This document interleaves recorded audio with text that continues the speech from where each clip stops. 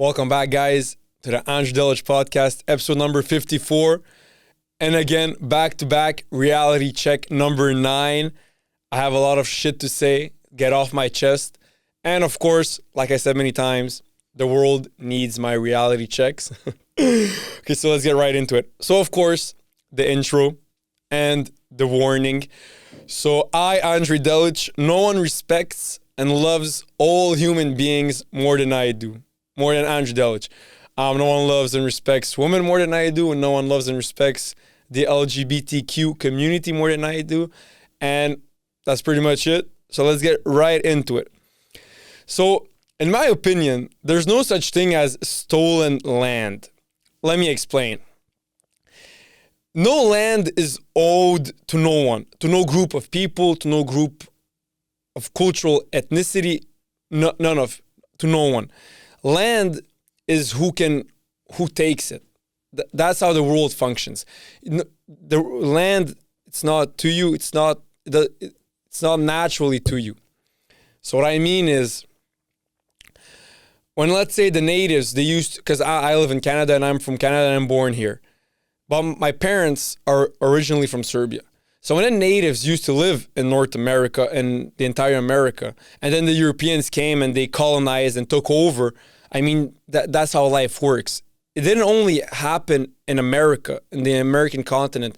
In every single continent and across an entire world, conquering always happened. Those type of stuff always happened, always. And it will always happen. And it's been like that ever since humans existed. It's in human nature to conquer land. So even in Europe, and between tribes, between countries, how many times did, let's say, the Roman Empire, but then when it ended, the Germanic people came and they took a piece of the land. Serbians came, whoever. But at the end, land is not owned by anyone naturally. It's not anyone's. It's, if you can take it, then it's yours. If you can conquer it, then it's yours. That's how it works. It's always worked like that. It's human nature. And it will always work like that. You got to defend your land. And if you can conquer, then you conquered it.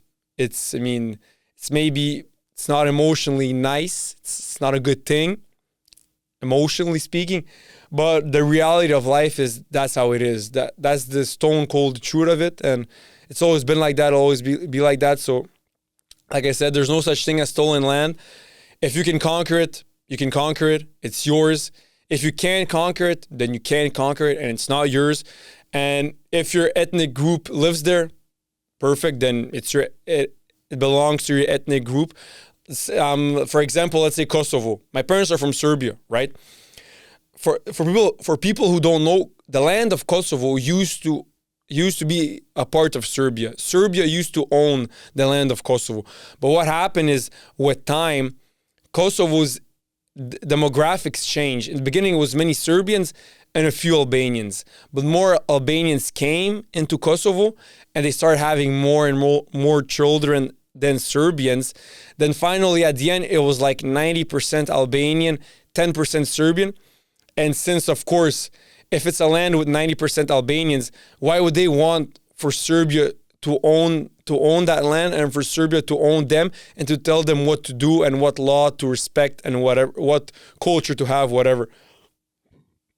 So, of course, Kosovo, once it became 90% ethnically Albanian, they said, why will just be our own country? Because what's the point of being under another country when we have nothing to do with that country? We're our own people, our own entity.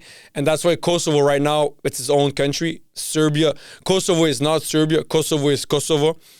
It's very rare that you'll hear a Serbian say this, but it is how it is. If you want Kosovo back, take it back. Who's going to stop you? Take it back. Now, if you can't, because you aren't strong militarily enough, then you can't. You guys tried it once in 1999. You guys weren't strong militarily enough because America stepped in and they stopped you guys. But if you were in America's position and you're the strongest country on planet Earth, no one can stop you, and you would have taken control back of Kosovo. But that's how it is. First time you'll hear a Serbian say that Kosovo is Kosovo, because that's how it is. There's no such thing as, no land is owed to anyone. It's not owned by anyone just naturally. It's not rightfully anyone's naturally. You have to occupy it, you have to conquer it, whatever. But at the end of the day, you have to conquer it and you have to protect it forcefully, by force, physically. Okay, so I hear this many times, people say that, oh, you know what? I don't want to praise him, or I don't want to give him the credit where it's due, or even worse, I want to bring him down just because I don't want his ego to get too inflated or for him to think too much of himself. Now, here I'm 50-50. If credit is due, I believe in giving credit where it's due. So if someone deserves that credit, even if it's given to him and that may inflate his ego or whatever, the credit is due to him. So I believe that where credit is due, credit should be given. But what I also believe is that we shouldn't just say stuff just to please other people, even if it's not true. And that's where many entitled, narcissistic children form, is when parents, when they're younger, when their children are younger, and their parents are constantly praising them, even if it's not deserved. It's not giving credit where it's due. It's just pleasing them out of emotion because, oh my God, that's my son and I love him, so I want him to feel good, even if it's not true. At the end of the day, that's not good for the child. He's not gonna have he's gonna be his ego is gonna be way too inflated. He's gonna have this sense of entitlement. He's gonna think way more of himself, and then when he goes into the real world, and when people tell him the truth, because that's how it is, when you go into the real world, people don't give a fuck about your feelings. For someone who isn't your mother or your dad, they don't give a fuck about your feelings. So they'll tell you the truth. And if you aren't used to hearing the truth ever since you're young, then when you're older, it's harder to hear the truth because you aren't used to it. So it's for kids, it's better to tell them the truth.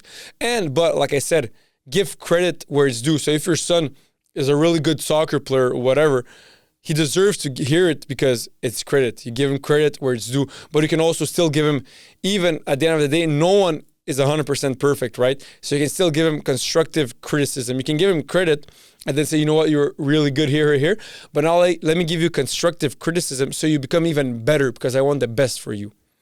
So in my opinion, everyone, and I do mean everyone, should pay respect to our veterans and to our soldiers. Why? Because without them, we wouldn't live in peace like we're living now, and we wouldn't have the country and the freedom that we have right now. Without their sacrifice, which is probably the biggest sacrifice you can do, we wouldn't have what we have right now. Without them, I don't have to say it again, but they did the biggest sacrifice, and they did the most important sacrifice for us to have the liberty we have right now, the freedom we have right now, the opportunity for the pursuit of happiness that we have right now. And without them, we would have nothing of this. And I feel like like I said, I'm a son of immigrants, and I feel like immigrants should pay even more respect to veterans from Canada, because without them, we wouldn't be able to come to a country where we fled a country because there was war. Example for my parents, they fled ex-Yugoslavia, because of civil war. And they came to Canada where there's no war, and there's peace, and there's justice, and there's freedom, and there's liberty, and whatever. And that exists only because of the blood spilled by our veterans on the battlefield. So I feel like everyone should pay respect to our veterans and to our soldiers. And if you're an immigrant, you should even pay more respect to them because they did even more for you than for someone else. But at the end of the day, we should all respect veterans as much as possible.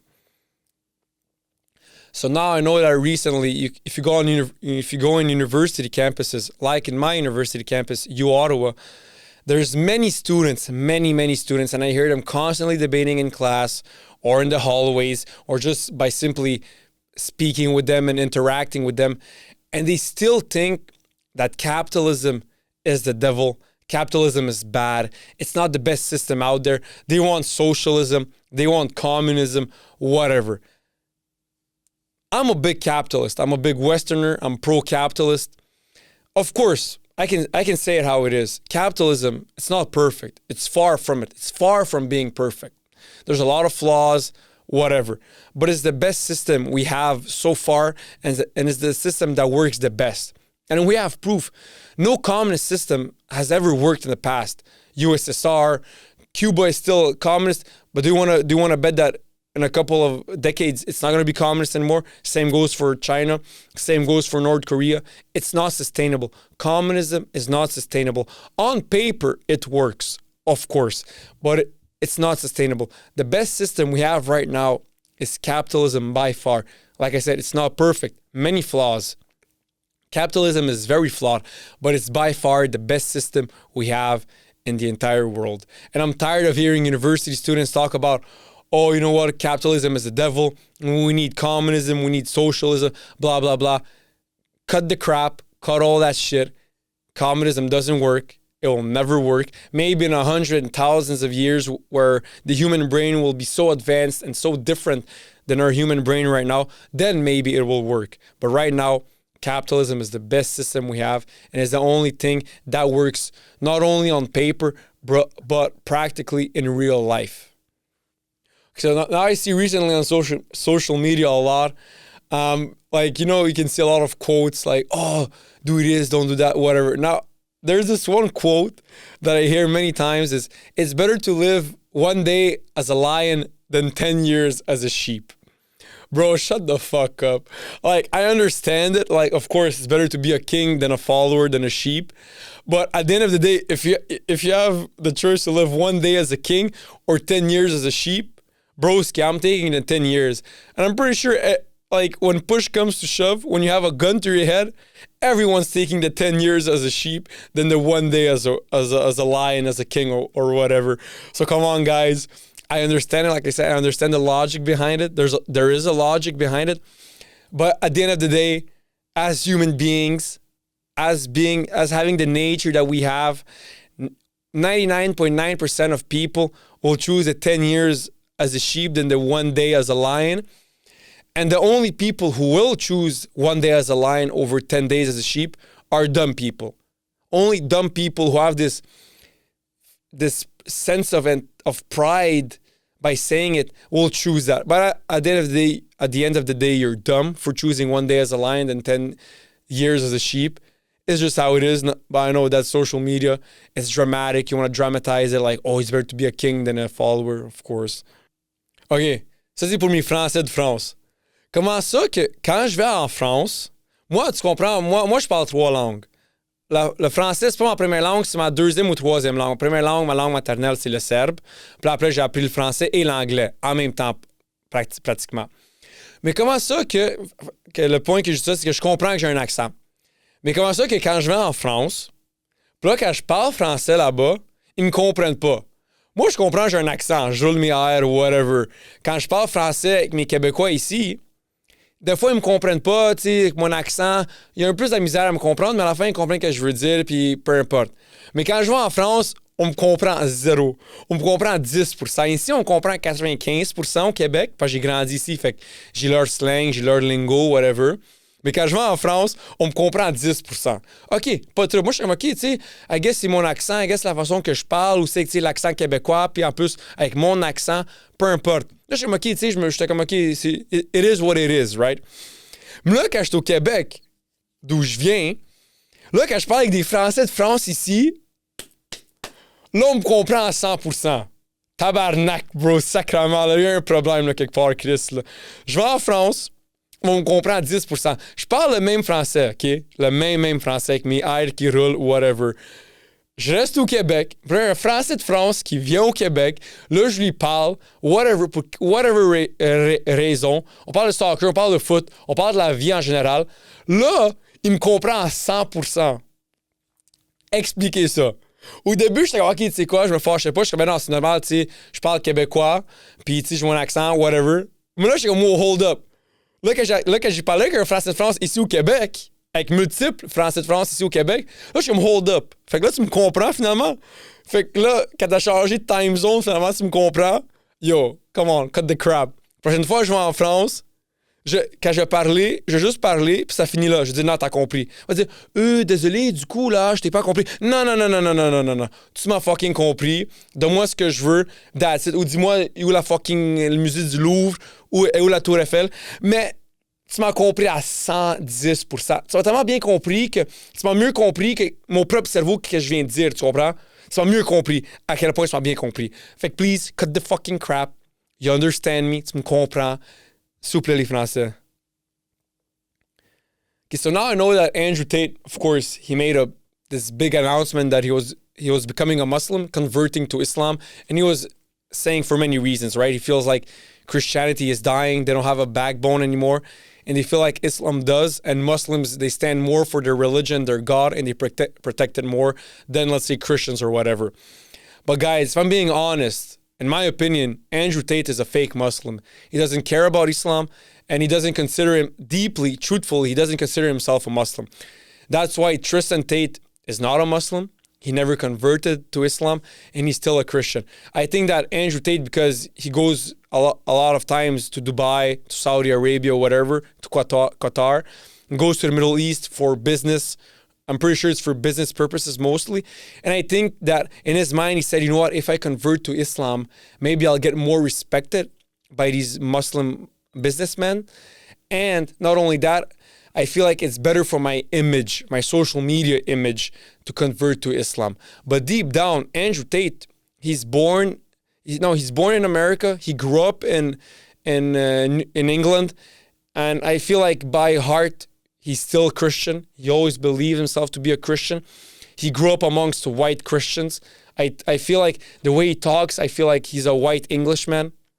Of course, his dad was African-American and his mom is white.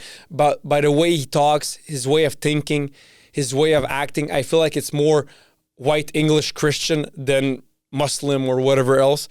And not only that, I saw a podcast recently of Andrew Tate with another guy. I'm not sure who the other guy is. And he was talking about how Europe has a major demographic problem right now, a major social problem, and a major migration problem regarding Muslims in Europe. Now, if Andrew Tate was a Muslim, he wouldn't be talking the way he was talking. He was saying that Europe needs to change. They need to stand for what they are, which is a Christian society, a Christian nation, a Christian continent. If he was Muslim, he wouldn't have said that. He would have said, no, it's okay if Muslims come and they change Europe a little bit and they bring their values and their way of life, because look at me. I was Christian. I converted to Islam and I became a Muslim because it's better. So why would I be against those values, right? But no, because deep down, he's still a Christian. He still has Christian values. And in his mind, he's always going to be a Christian. And that's why he talked against Muslim migrants coming to Europe and bringing their bad way of life and changing the continent. That's why he talked against them, because in his mind and his heart, he's not a Muslim. He'll never be a Muslim, and he'll always be a Christian. So that's how he's known for being a con man. Andrew Tate is known for being a con man, and he said it many times. How did he make his millions? He said it word for word. I used to get girls, hot girls, to sit behind a camera and to flirt with guys for money. And he would take the keyboard, he would flirt with them because he knows he's a man, so he knows how men think. And the woman would just sit there, fake type, and look beautiful in front of the camera. That's who Andrew Tate is. OK, so mes pensées sur Occupation Double. So, récemment, j'ai vu, comme vous savez, j'écoute pas ça, je m'en calisse de OD. Je trouve pas que c'est intéressant, j'ai jamais écouté ça, je veux jamais écouter ça. Bien sûr, j'étais à des auditions. La seule raison j'ai été, la même raison que tout le monde, j'ai pas été là-bas pour trouver l'amour. Personne va à OD pour trouver l'amour. Comme débuzzé, le calice. Je suis allé à OD pour faire bump mon podcast. C'est la seule raison que je suis allé à OD. C'est la seule raison que je suis allé à des auditions. Mais récemment, j'ai entendu que OD, je sais pas si c'est vrai, j'ai entendu que ça se peut qu'il y a plus de prochaine saison. Peu importe. Qu'il y ait une prochaine saison ou qu'il n'y ait pas une prochaine saison, c'est plate. OD, c'est rendu fucking plate. Même qu'avant, j'écoutais pas ça, mais le monde me dit qu'avant, c'était moins woke. Fait que tu pouvais plus dire de choses, puis il y avait plus de spice. Parce que je veux pas, un reality show, S'il n'y a pas de spice, s'il n'y a pas de drama, ça sert à rien. Le monde ne veut pas écouter ça. La raison que Jersey Shore fonctionnait bien comme reality show, c'est parce qu'il y avait du spice, il y avait du drama, il y avait « Oh, lui, il a couché avec elle, mais elle sortait avec son boy, mais son boy, il a dit qu'il l'aimait plus, mais il l'aime encore. » Puis là, lui, il est allé coucher avec ma tante de son boy qui a couché avec cette staff-là. C'est ça un reality show. C'est la seule raison que ça fonctionne des reality shows, c'est parce que c'est pas la réalité. Un reality show, on dit que c'est un reality show, il n'y a pas de réalité. C'est juste le plus de drama possible. C'est pour entertain du monde que ils travaillent à 9 à 5, ils n'ont pas d'entertainment dans leur vie. Fait qu'ils stannent, ils n'ont rien d'autre à faire. Puis là, ils ouvrent un reality show. Puis là, il y a du drama, c'est drôle, il y a du drama, c'est fiery, c'est spicy. Oh my God, qu'est-ce qui va se passer? Pourquoi lui a fait ça, blablabla. C'est ça un reality show. OD Live, c'est devenu bien trop woke. La raison, si vous m'auriez pris, comme vous ne saviez pas, mais la deuxième audition qui était juste par tape, j'ai envoyé ma tape, puis ils m'ont rappelé pour que je vienne à une deuxième audition. Mais encore, moi, en étant comme un top G, comme encore, j'aime pas utiliser ce terme-là, je trouve que c'est un peu cave. Mais étant la personne que je suis, ils me trouvaient too much. Comme tu sais, qu'est-ce qu'eux ils recherchent live, tu sais, des woke, tout ça. Moi, je suis trop vocal, je suis trop loud, je suis trop expressif, peu importe. C'est too much. Je suis trop comme méchant, bad boy pour qu'est-ce qu'eux ils recherchent live. Mais leurs ratings descendent. Il aurait dû garder OD comme ça a toujours été avant, à cause de leurs ratings étaient meilleurs. Puis ben c'est ça un reality show. Comme j'ai expliqué, un reality show, c'est tu dois avoir du drama, tu dois avoir du monde qui s'en va chier, lui qui trompe lui, elle qui trompe lui qui trompe elle, peu importe, mais c'est ça un reality show. Puis OD, si jamais vous seriez pour voir ça, prenez-moi, je peux vous sauver. Si vous avez besoin de quelqu'un pour sauver votre reality show, il n'y a personne d'autre que moi, le Andrew Tate du Québec. Mais bon, si vous avez besoin de quelqu'un OD, prenez-moi. Mais prenez-moi pas si vous allez me dire « Ah, tu peux pas dire ça, tu peux pas dire ça, tu peux pas dire ça. » Si vous me prenez, c'est parce que je peux dire ce que je veux, quand je veux. Je peux dire à cette femme-là « Je veux pas prendre toi parce que t'es grosse. Je veux parler avec une grosse. » Fait que je veux être capable de dire ça. Puis, bon, c'est pas mal ça. Je veux être capable de dire à une grosse, je veux pas être avec toi parce que t'es grosse. Pas parce que, tu sais quoi, je pense que nos personnalités, ils vont pas bien. Je pense pas qu'on match. Je pense pas que nos personnalités vont match. On s'en bat les couilles de ça. Je veux être capable de dire, écoute, là, t'es grosse, OK? M'en bats les couilles. M'en bats les couilles quelle université que t'as. M'en bats les couilles si t'es drôle. M'en bats les couilles si t'es gentil. M'en bats les couilles tout ça. Est-ce que t'es chaude? Physiquement. T'es-tu la plus chaude là-bas? Oui, boum, je te prends. Fini comme ça, c'est simple. Il n'y a pas de mathématiques, il n'y a pas d'aller en date. Oh, il faut que j'apprenne à la connaître, il faut que j'apprenne à la connaître. Non, j'arrive là, boum, c'est qui la plus chaude? Elle, boum, viens ici, fini, on a gagné. On reste ensemble jusqu'à la fin du show, on gagne, on prend notre cob, on prend peu importe ce que tu gagnes. Puis là, vu qu'on ne s'aimait pas du début, on s'en battait les couilles, on se laisse, on continue nos vies. C'est ça OD, frère, c'est ça OD. Okay, so now I see recently, and I can't believe that we're still having this debate and we're still having this conversation. I saw many podcasts, radio shows, talk shows, whatever you call them, people debating what is a man and what is a woman. What the fuck is there to debate? What's so complicated about it? Let me end the debate in 2 minutes right now.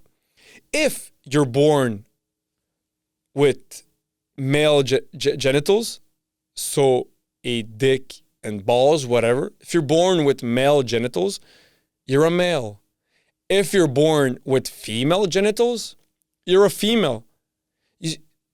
The debate over. Debate is finished. You see how easy that was?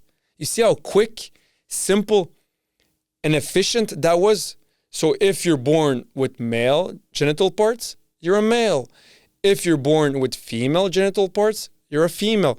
Now, if at the age of 18, 19, 20, or whatever age, if you decide to do body modifications, then you're just a guy who did body modifications. You didn't change your gender. You can't change your gender. You can't change your sex. If you're born a male, you're a male. If you're born a female, you're a female. If you're born a man, you're a man. If you're born a woman, you're a woman. And you can only be born a woman or a man. So you can only be a woman or a man, and you can decide, and you can never decide, and you'll never be able to decide during your lifetime. It's assigned to you at birth, and it's assigned to you at birth and you're that gender until you die. But like I said, if you decide to cut off your male genital part, then you're just a man who cut off his dick. It's as simple as that. You didn't become a woman, and you'll never become a woman. You're just a man who decided to cut off his dick, and now you're a man without a dick. That's all it is. Okay, so récemment, j'ai vu qu'au Québec, notre premier ministre, François Legault, il veut faire en sorte que c'est illégal de prier en public. Juste que tu saches, Legault, moi, je suis avec toi pour ça. Puis que ce soit pour n'importe quel groupe religieux, que ce soit les chrétiens, les musulmans, les juifs, les autochtones, les spirituels, les bouddhistes, les voodooistes, les fucking... Peu importe quelle religion existe, peu importe quoi qui existe, je suis pour toi, Legault, de bannir et de rendre ça illégal de pouvoir prier en public. Si tu veux prier, bien sûr, t'as tes places, t'as ton église, t'as ta mosque. Puis vous savez, moi, je suis un gros chrétien, très gros chrétien. Jamais ça me voir prier en public ou aller quelque part puis déranger le monde avec mes prières. Là, what the fuck? Jamais de ma vie, je vais faire ça. Je vais pas être irrespectueux comme que plein de monde, plein de groupes, je vais pas dire quel groupe, mais en Europe, ils font. Puis même ils font au Canada. Mais en général, c'est les musulmans qui font ça. Ils vont en public, ils dérangent tout le monde pour faire leur prière. Moi, j'ai rien contre votre religion. Rien. J'ai plein d'amis qui sont musulmans. Vous pouvez être musulman, chrétien, peu importe. Mais allez pas en public, dérangez pas tout le monde pour faire vos prières. Vous avez vos mosques, vous avez vos églises, vous avez vos synagogues, vous avez vos peu importe quoi. Allez là pour prier. Ou restez chez vous puis priez en privé. Il n'y a aucune religion qui dise de prier en public. Aucune. Si vous le faites, les personnes qui le font, les musulmans qui vont prier en public, ce que les Canadiens, ce que vous réalisez pas, c'est qu'ils vont pas en public pour prier parce que tu sais, je veux être gentil puis je veux faire ma prière que je suis posé de faire. Ils font leur prière en public pour vous montrer de l'autorité, pour vous montrer que tu sais que je suis capable de faire sans que personne me dise rien. Mais les Canadiens, la raison qu'ils réalisent pas, c'est qu'ils sont trop gentils puis ils pensent même pas à des choses comme ça. Ils pensent comme, ben non, tu sais, il fait juste faire sa prière, c'est chill. Mais je te dis que pour eux, prier en public dans les pays, dans les Moyen-Orient, personne ne fait ça. Ils vont à des mosques puis ils prient. C'est juste qu'ils viennent des pays comme Canada, comme France, des pays du Western World, de l'Occident, du Western World, je sais pas qu'on dit en français, puis ils prient pour montrer leur autorité, puis pour montrer leur dominance, puis pour montrer qu'ils veulent take over. C'est pour ça qu'ils prient en public, les musulmans. Puis là, je comprends, Legault veut mettre un ban à ça. Puis quand il dit un ban, moi je dis un ban pour tous les religieux. Fait que pour les chrétiens, comme que ça va pour les musulmans, comme que ça va pour les juifs, comme que ça va pour, comme j'ai dit, les bouddhistes, les spirituels, les voodooistes, peu importe. Si tu veux prier, la place, c'est pas en public, c'est à ta place de prière ou chez vous, quelque part de privé, mais pas en public. So now recently, of course, holidays are finished. There was Christmas, New Year's, Christmas Eve, whatever. And there's nothing gayer than saying happy holidays instead of Merry Christmas. Nothing gayer. Especially if you're a white Christian and you don't have the balls or you want to be politically correct. So you say happy holidays instead of Merry Christmas. In a country where it's majority Christian, it's based on Christian values, and it's founded on Christian values. Not only should you be allowed to say Merry Christmas, it should be legally enforced for you to say Merry Christmas, and it should be illegal for you to say Happy Holidays. How fucking gay is to hear someone say Happy Holidays instead of Merry Christmas? You have no balls, but just say Merry Christmas because it's Christmas. It's the 25th of December, and we all say Merry Christmas.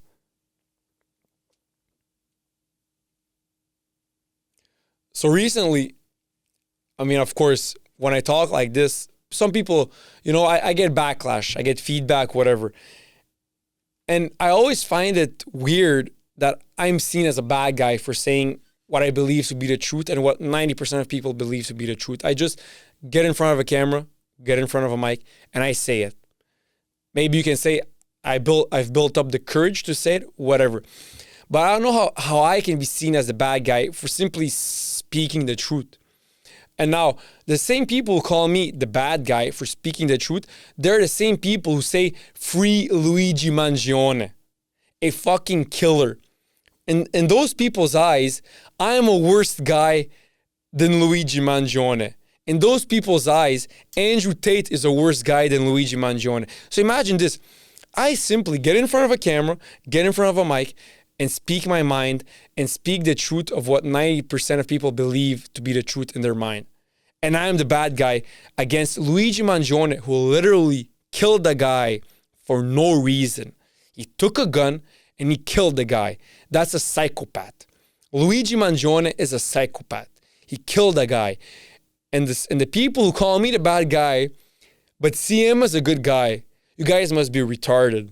Like you don't understand life, or it's just you're so mentally retarded that you can't see the reality of life.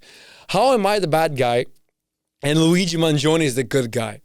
Explain that to me. How is Andrew Tate the bad guy and how is Luigi Mangione the good guy? One killed someone. A guy killed a father and a husband. And me and Andrew Tate are just out here speaking the truth. Guys, get your priorities straight, because this ain't making no sense. And also, not only that, those people, they're the same people who say, oh, free Lil Durk, free Young Thug, free King Von. I mean, rest in peace, King Von, he's dead. Free whatever rapper.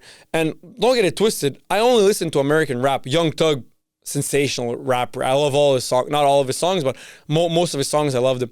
Yeah, I'm Young Thug, like I said, Lil Durk, whoever. I love their music. But if they do something illegal, they should get the consequences for it.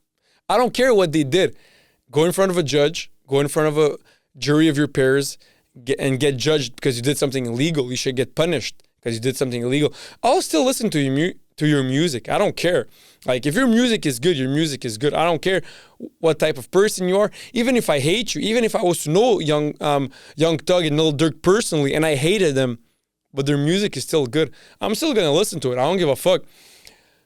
So the same people who bash me and say I'm a bad guy for speaking the truth, they're the same people who say free Young Thug, who did many criminal activities, gang-related activities, or Lil Durk, or whoever. So it just makes no sense. I don't know how those people see it like that. I mean, I guess their perception of life is all twisted and all fucked up and all emotional. They're not rational. They don't think logically. And they're not rational human beings, because they say like, oh my God, I love Lil Durk's music. I love Young Thug's music. So I don't care what he did. His music is so good. He could kill someone. I don't care. Oh my God, I love him so much. His music is so good. He can do whatever he wants. No matter who you are, you're not above the law. No matter how good your music is, no matter how good of a soccer player you are, even if Messi, I'm Messi's biggest fanboy, he's my biggest idol. If he was to kill someone, I would say put his ass in fucking jail. He did something illegal and he should suffer the consequences. But I'm a rational human being. I'm logical. I think rationally and logically. Some people, I guess, they don't. And I can see it by calling me a bad guy and calling them good guys. And also, I don't know why so many people care what I have to say, especially me. I mean, I'm not a big podcaster. I'm basically still in the beginnings of podcasting. But I've been surprised how recently people care a lot about what I say on social media. And I mean, not only that, if you're also doing social media and if you're also doing podcasting or talk shows, whatever, you need to get ready for criticism. I know that when I say stuff, not everyone's going to agree. Some people are going to call me retarded, are going to call me dumb. They're going to call me racist, whatever. They're going to call me whatever they call me. I don't care. And I don't care for them to go in front of the camera and bash me, because I do it also. But that's what having a podcast is. That's what putting yourself out there means. When you put yourself out there in front of the public eye, you must be ready for public criticism. I said it many times. And everyone who's successful in podcasting and journalism and talk shows, whatever, they all know this. It is how it is. So if you put yourself out there, you must be ready for criticism. Not even constructive criticism. Even if it's just pure hate and pure bashing you and pure bringing you down. That's what it is. If you're not ready for it, don't get in front of a camera. Don't put yourself out there. You don't have to. 99.99999% of human beings don't put themselves out there. They have their life, they have their wife, they have their children, they have their safe job, whatever. They don't get in front of a camera and say what they have to say. But for some people who feel the need to do it, like myself, like Andrew Tate, like Joe Rogan, like Chris Willix, like Andrew Huberman, like Jocko Willink, and the list goes on and on and on. For people like us, well, if you want to be as successful as they are, you have to get ready for criticism, for public criticism. You put yourself in the public eye, there's public criticism. And the more you're in the public eye, the more you're going to get public criticism. And the bigger your public eye is, the bigger the public criticism is. It comes with the territory. It is how it is.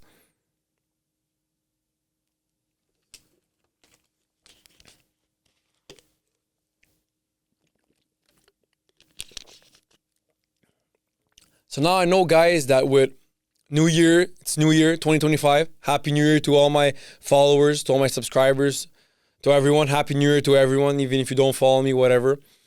Now, you know what? Everyone has New Year resolutions, which are good, but at the end of the day, you don't need to wait for the new year to change who you are and to do what you want to do. Do it immediately, whatever. But of course, guys, chase your dreams. Go after what you want. Don't care what other people think. Do what you have to do. Follow your heart. Follow your intuition. Don't be afraid to fail. Try new things. Oh, try something. Oh, you know what? I didn't like it. But don't give up. If you don't like something, try something else. If you don't like that, try something else. Always be curious. Always be adventurous. Always go after what you want, and always follow your heart, your gut, your intuition, whatever. So of course, we should all aim to be the highest we can achieve, and to be the higher self we can be. But guys, at the end of the day, the most important is health. And if you have your health, you are beyond rich. Health is wealth. I said it many times. As much as, of course, I want to be successful in the podcasting world. This is my end goal. This is my dream. I want to be a big podcaster. You know what? Like many other podcasters want to be. We want to make millions of dollars and be famous worldwide. But at the end of the day, for me, the most important is to have my health. If I'm 100% healthy, I'm beyond blessed. Even if I never make it into the podcasting world and my podcast never hits the biggest charts and makes millions of dollars and I'm known and I'm very famous, whatever. If I have my health, God, thank you. That's more than enough, way more than enough. So guys, I just want to say that chase your dreams fiercely. Don't be afraid. Chase your dreams fearlessly. Don't be afraid of what people have to say. Don't be afraid of what people will think. Don't be afraid of what other people will think. Chase your dreams, yes. Go after what you want. But guys, at the end of the day, your health is the most important. And never forget your health. And never put your health to the side for your dreams. Health is number one. And health should always be number one. Your health.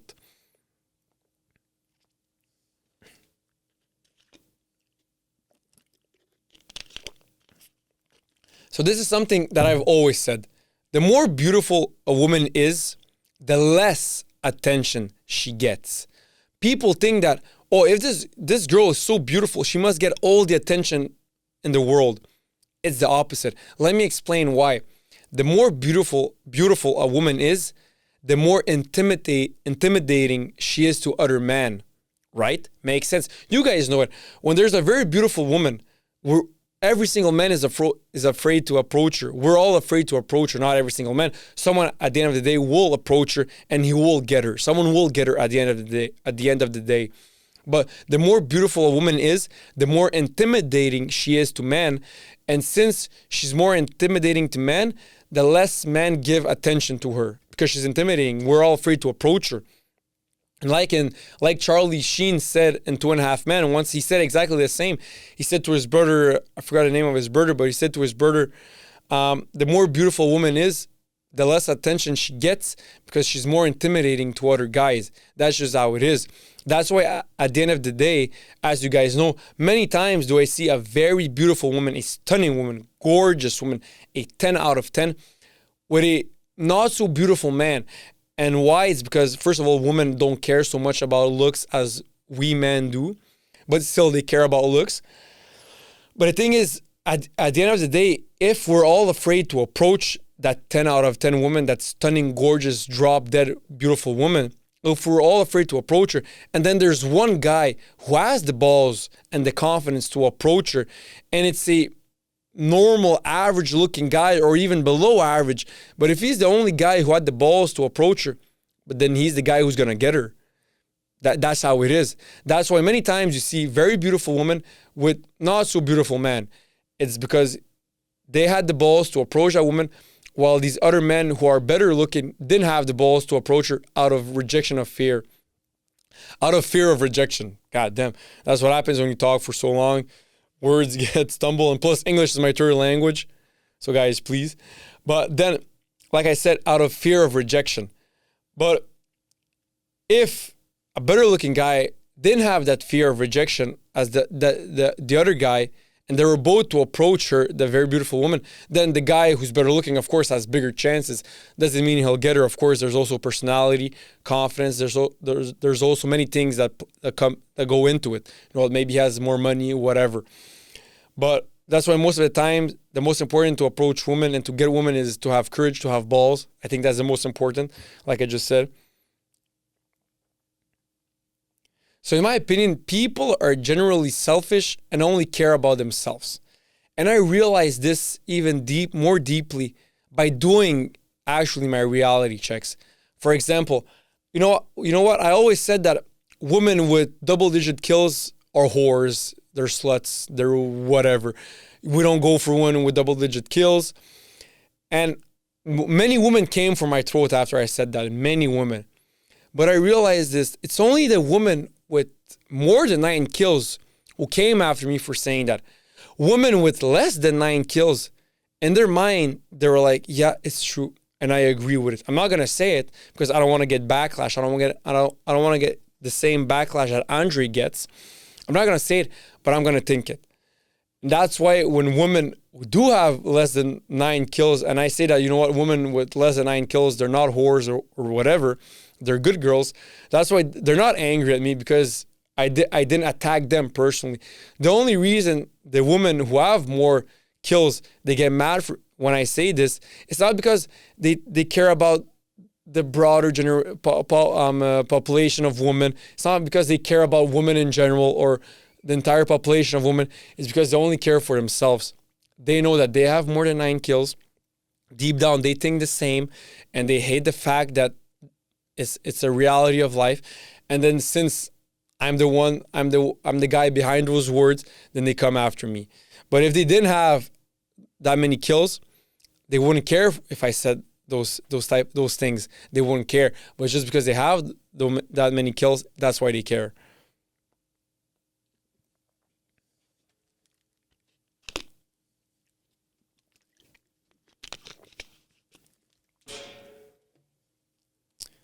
So this is something that I saw many times in podcasts.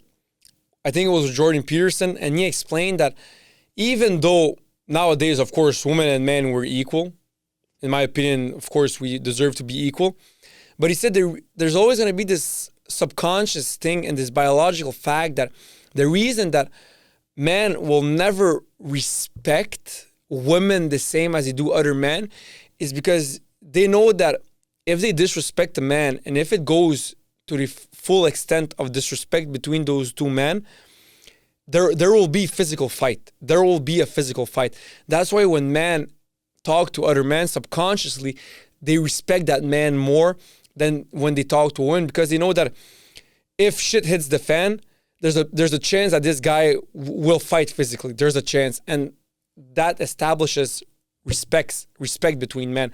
That's why when a man talks to another man who's in shape, who knows how to fight, whatever, there's more respect, because we know that if shit hits the fan, he's not gonna step down, and we're gonna fight physically. That's why guys who have balls, who stand on business, guys who are assertive, they're more respected by other guys, because they know that if shit hits the fan, he's gonna stand on business. I'm gonna stand on business. But that's why when men talk to other women, subconsciously we know that even if shit hits the fan, they're not gonna fight us physically. for 99.9% of women. Of course, there's that 0.1% of women who can fight and who are strong physically. Maybe they'll fight, but still, again, for 99.9999% of women, they can't fight physically against a man. And that's where subconsciously, again, I'm not the one saying this. I heard it from Jordan Peterson. He says that subconsciously, men, we know this. That's why when we talk to other men, it's like we naturally have established more respect between us than when we talk with women. So as you guys know, I intermittent fast a lot. I do a lot of intermittent fasting. And in my opinion, intermittent fasting, I think, is the future. I think that it's still new right now, so we're still discovering all the benefits to it. We're still figuring out and experiencing the benefits of intermittent fasting.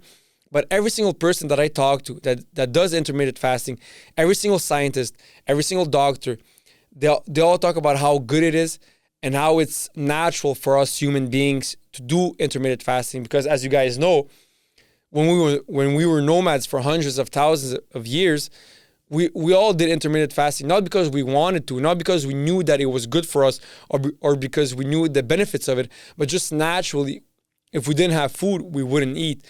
So that's how our body and how our system is programmed, because for hundreds of thousands of years, that's what we did. Only now recently, let's say maybe 5,000-6,000 years, are we sedentary. And that's where we figured out this, let's say, breakfast you eat before work, then at work you have break, lunch break at work, and then after work you have dinner. But that's not natural for us human beings.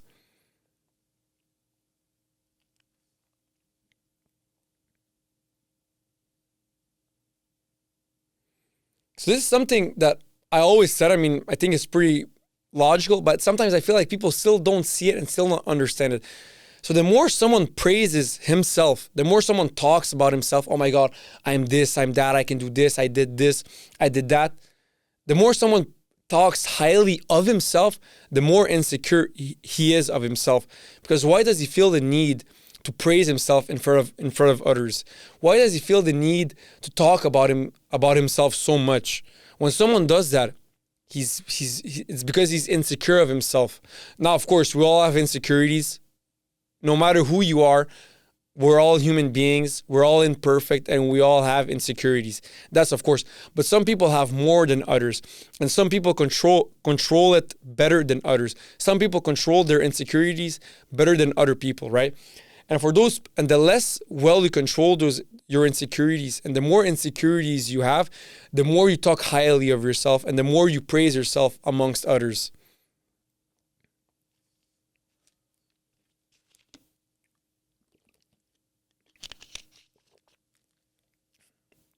So I feel like nowadays the word racist is overused.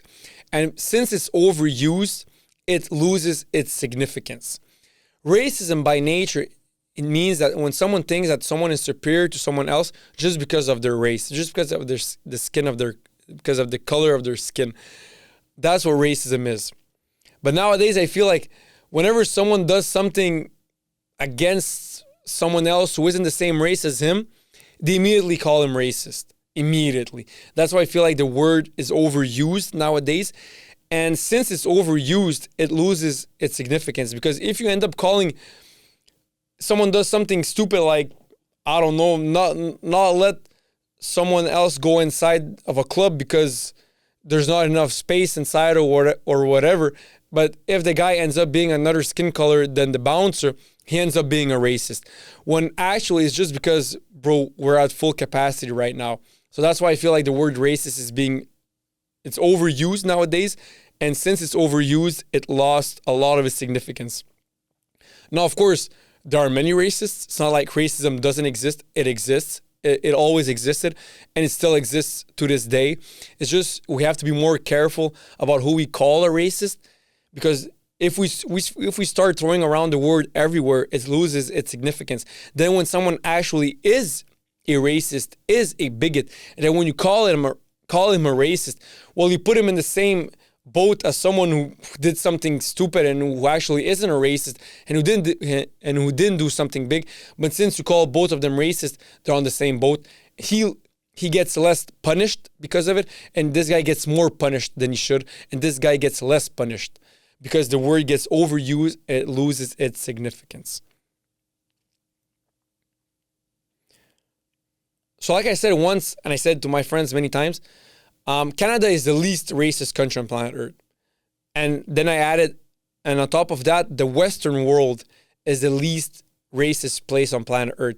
Then they said, no, can't you see all these acts of racism? Of course, there's many acts of racism in the Western world. It's not like it's racist free. There is racism and there are racists. But there's even more in the Eastern world, in Africa, in Arab countries, in Asia, in South America, wherever. The Western world has the least racism. Now, let me give you an example. There's a war in Ukraine, right? Before that war, Ukraine, it's not a very ethnically diverse country. It's mostly white Ukrainians, Catholics, Christians in Ukraine. But when shit hits the fan, for an example, when they started getting inside of a train to get out of that zone because it's a potential bombing zone from Russia. So Ukrainians would get on. They wanted to get on the train to flee that section. And when shit hits the fan, there's video of Ukrainian police not letting black people get inside a train because they're in their mind it was Ukrainians first, and then if there's space, then we'll let black people in. But if there's not space, we won't let them in. We'll only let Ukrainians first. So when shit hits the fan, that's where racism gets out. Like for Ukraine, it's part of the Eastern world. Never before were they known as a racist country not because they're morally superior to Western people or morally on a higher ground. It's just because they never felt a necessity to be racist. They didn't feel one until that happened, until that train incident happened. And when that train incident happened, you saw the real color of people who are not part of the Western world.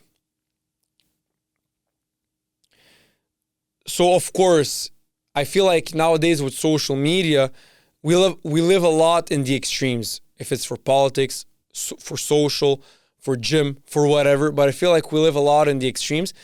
Even when it comes to our lifestyle, I feel like with social media, you hear many people say, oh, you have to get up at 3 a.m., then do a cold shower, then go to the gym for 4 hours, then do networking for 10 hours. They set all these non-realistic expectations that we have for successful human beings.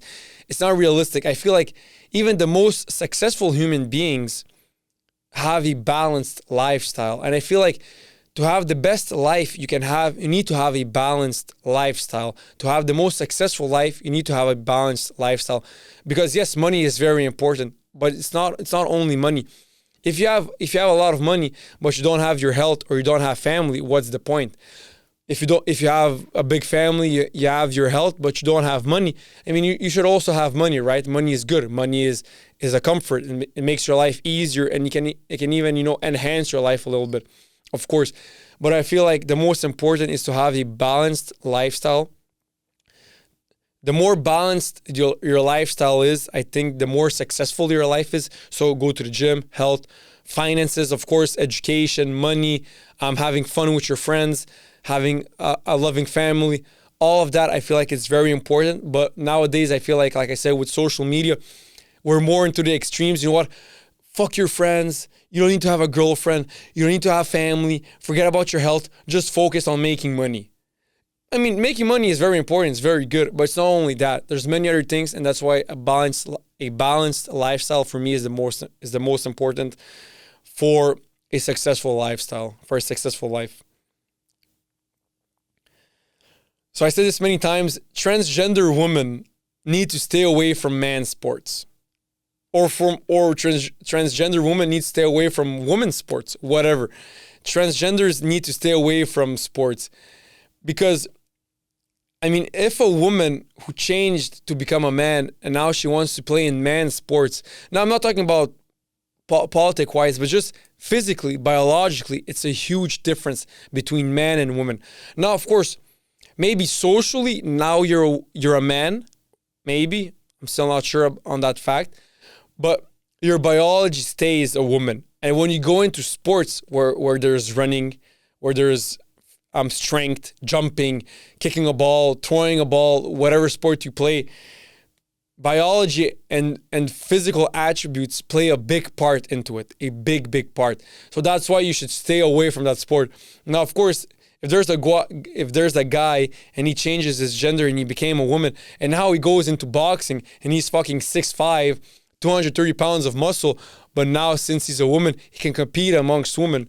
Well, of course he's gonna fucking destroy everyone who faces him. Of course, I mean, it's not even fair. That's why I feel like, of course, if you want to change your gender, you want to become a woman, okay, socially. But when it comes to sports, cut the shit. Don't mix those two together, because sports, it's all about biology, it's all about physicality, it's all about running fast, it's all about being strong, jumping high, throwing a ball far away, kicking a ball strong, cardio, whatever. And like it or not, I mean, biologically, there's a huge difference between men and women. There's a huge difference when it comes to running, to strength, to whatever physical attribute. There's a huge difference between men and women.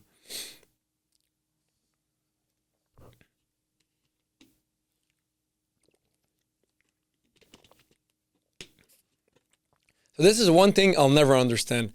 I'll never understand how sons of immigrants love the country of their parents, their country of origin, more than their home country. I am a son of immigrant. My parents are immigrants from Serbia, as you guys know. I said it many times. But I'll never love Serbia more than I love Canada. First of all, I'm born in Canada.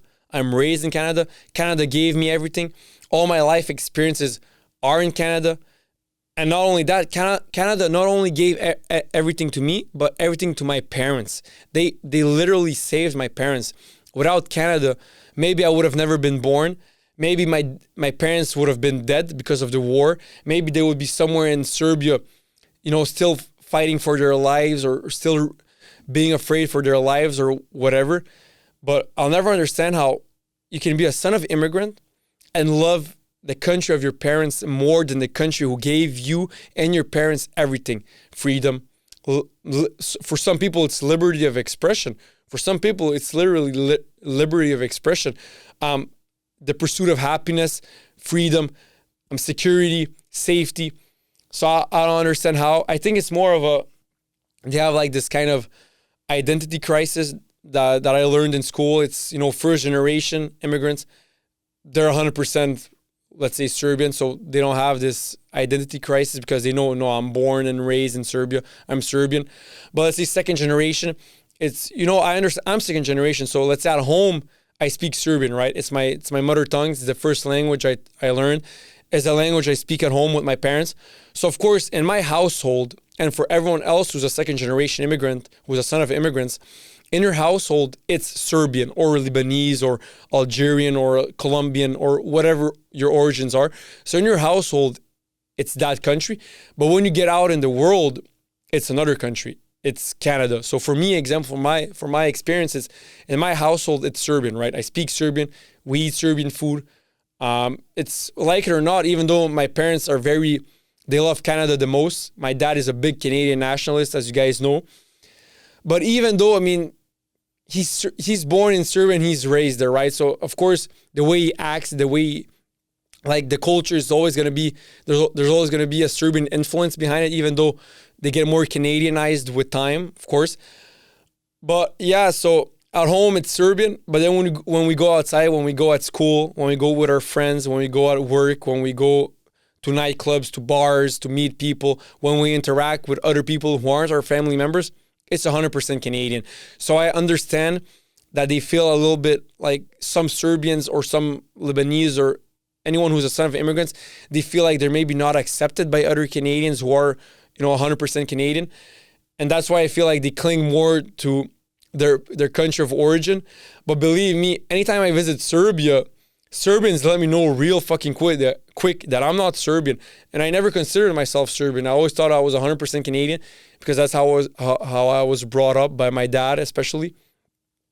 So for those guys, I'm just saying, when you go to Serbia, imagine me. I'm born in Canada to parents who are Serbian, who came here at the age of 30. I speak Serbian fluently. Like, it's my first language, it's my mother tongue. But I still don't consider me Serbian because, of course, I'm born in Canada and I'm raised in Canada. That's why I'll never understand how someone can love their country of origin more than the country that gave them everything. And not only that, not only are you personality, not only are you more Canadian, 100% more Canadian than you are of your country of origin, not only that, but Canada gave you everything. That's why I love Canada so much, because they gave me and my parents everything. Without them, we wouldn't have what we have right now. So it's like it's out of respect that I love Canada so much, and that I consider myself 100% Canadian.